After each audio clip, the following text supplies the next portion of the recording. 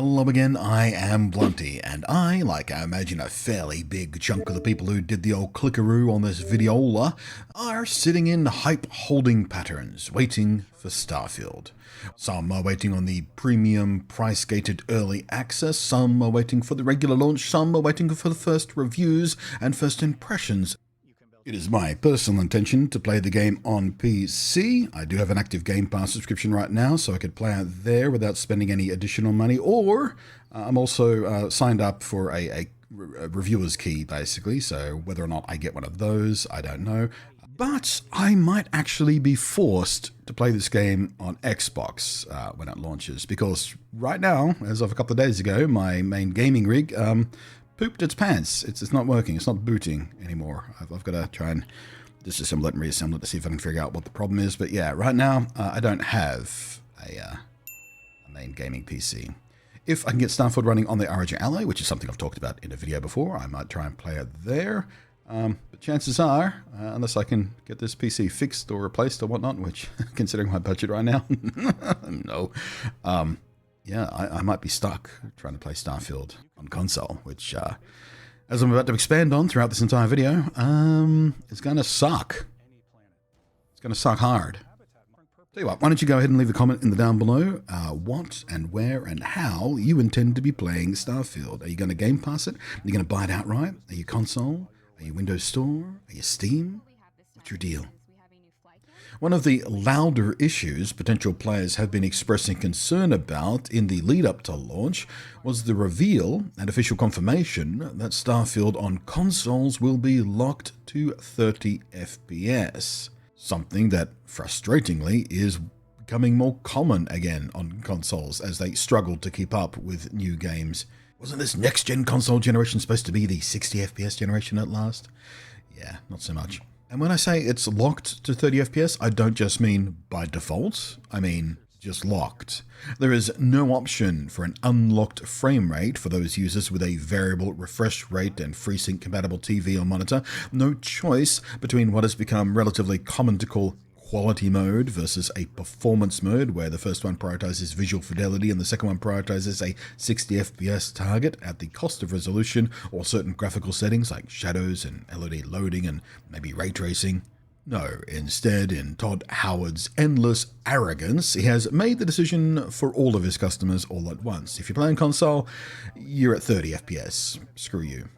And despite what certain idiot apologists have been doing damage control about and would have you believe, yes, it is a big deal, and no, it doesn't make sense. Speaking personally, on consoles, the combination of what is almost always a locked, fairly narrow field of view, something that the consoles do for performance reasoning, and a 30 FPS frame rate, makes some games, especially first-person view stuff that includes action-like shooter mechanics, literally make me sick. And this isn't hyperbole, this isn't a metaphor. I physically get sick on some of these. This is exactly what happened to me when I tried to play the freshly launched version of Skyrim on the Nintendo Switch 5 years ago. I was live streaming my first go at it, and I had to stop the stream because I was getting too physically ill to continue.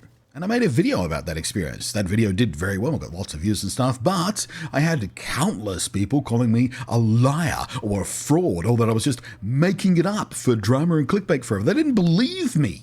One more example of the stunning arrogance of some people who believe their experience is the only valid experience, and if something doesn't happen to them, well, it's impossible for it to happen to someone else. And anyone, anywhere who has a different personal experience of anything is just invalid or liar. What do you mean, person in a wheelchair, that you can't get up these stairs? Look at me, I can go up these stairs perfectly fine. What? You're just lying about not being able to go upstairs. Stand up, just walk, use your feet.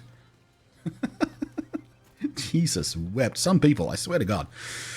And while I, personally, can deal perfectly fine with many other games running at 30 FPS, like Tears of the Kingdom, for example, or Monster Hunter Rise, I've got thousands of hours of Monster Hunter Rise at 30 FPS on Switch, and both of these games I adore, it's specifically first-person games with narrow fields of view and 30 FPS locks that are a particular issue for me and others like me. So yes, while maybe you don't think it's a big deal, it is, especially when Todd Howard himself claims that Starfield on console is capable of running above 30 FPS, and by his own admission frequently does so when they leave the frame rate unlocked, and even reaches 60 FPS in places. But for the paying customers, he's choosing to lock it at 30 without any consumer choice for some vague claim of consistency.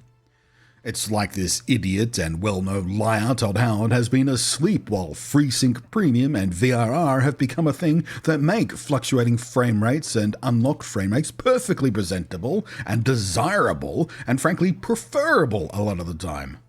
Another personal example for you. I can't really run Cyberpunk on my ROG Ally handheld PC at a locked 60 FPS, well, not at settings that I want it at anyway, but I can run it at an unlocked frame rate where it hits anywhere from the mid-40s up to the 60s, and because this device has a FreeSync Premium screen, it makes it a superb experience, and vastly superior to merely locking it at 30 FPS for consistency.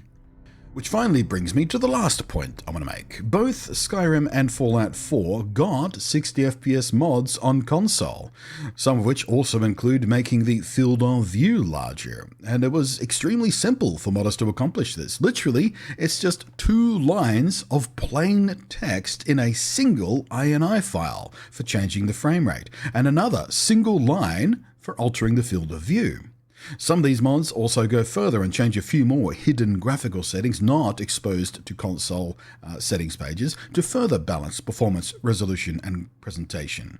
And all this was long before Bethesda's own performance patches and anniversary editions, or the looming Fallout 4 next-gen update, did the same thing officially, on hardware that was previously locked to 30 FPS. And Starfield sits on top of the same creaking bloated bones of the creation engine that Skyrim and Fallout 4 were built upon, albeit the one Starfield is using has overhauled things like the physics and animation engines, and thank Christ for that. But that does mean it's more than likely that the INI files are going to follow the exact same structure that Skyrim and Fallout 4 use. So it's not unreasonable to assume that unlocking the frame rate for Starfield on console will indeed be similarly simple. A couple of lines of text. And we already know that Starfield is not even running at native resolution on console, so when Todd Howard says, well, the Xbox Series X is running at 4K, that's simply not true. It's not. It's outputting at 4K, but that's being upscaled using AMD's FSR 2.0 algorithms. The game is not running at 4K. In fact, according to pixel counting done by the fine folks at Digital Foundry, based on the gameplay trailers, the Xbox Series X version of Starfield is running at just 1296p, which is a mere 60% of 4K. But I would probably suggest there's some margin for error in counting pixels from a trailer video. I would instead bet it's actually running at 1270p, which just so happens to be the exact 1.7 times per dimension scaling that is used in AMD's FSR 2.0 balanced quality mode. And if that is true, that also means there's 2 standard steps further down for scaling below that. Though, frankly, only one practical one. Ultra performance works, and in some of my more extreme experiments with lower-end hardware, like when I got full ray tracing working on the ROG Ally handheld, which was just amazing. In practical terms, the visual trade-off is hardly worth it, but it was fun. The performance option, though, one step below balanced, that is a flat 2x scaling option, and it actually works really rather nicely in quite a lot of games, and I've personally used it several times on my PC for various games.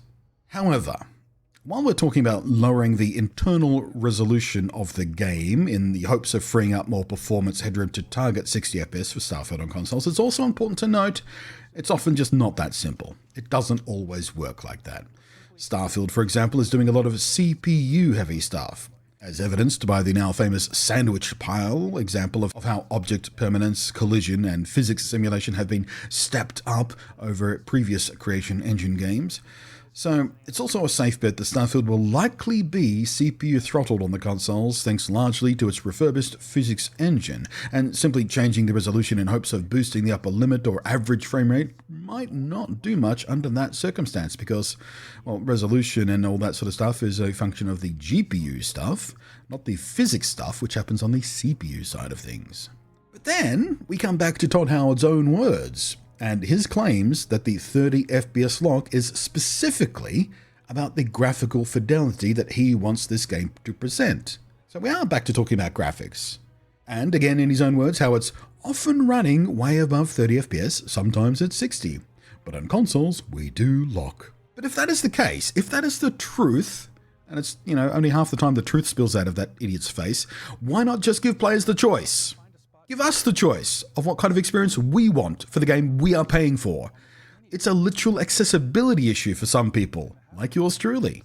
What is the problem with letting people choose how they want to experience the game they paid for? VRR and FreeSync TVs and monitors are in wide use by gamers these days, and devices like the Steam Deck, where users very often specifically target what they call the golden settings for games in order to target 45 FPS and balance graphics and performance on that machine's limited power to get there. They've very strongly demonstrated that 30 FPS or 60 FPS are not the only possible solutions or balance that gamers are willing or desirous to accept when given the choice. So Todd Howard is wrong, and he's arrogant, and frankly, stupid in making this choice. Todd Howard is also a very well-known liar, so who the hell knows if the game actually runs at 60 FPS, quote-unquote, a lot of the time, or if his stated reasoning for locking it to 30 FPS in the first place is even close to the real truth of the matter. That entire statement could be complete BS. You never know with Todd. In any case, we'll see what modders wind up doing, and if they can do it. And as I stated in the opening of the video, I might be forced to try and play it on console, because right now my main gaming PC is FUBAR. Still working on that. Fingers crossed. Anyway, that's all I wanted to say in this one, I think. Thank you very much for watching. Thank you very much for your attention. Thank you very much for your support in your comments and your thumbs and whatnot. And thank you, as always, to the patrons scrolling up above there. I'm Blunty, and we'll catch you next time.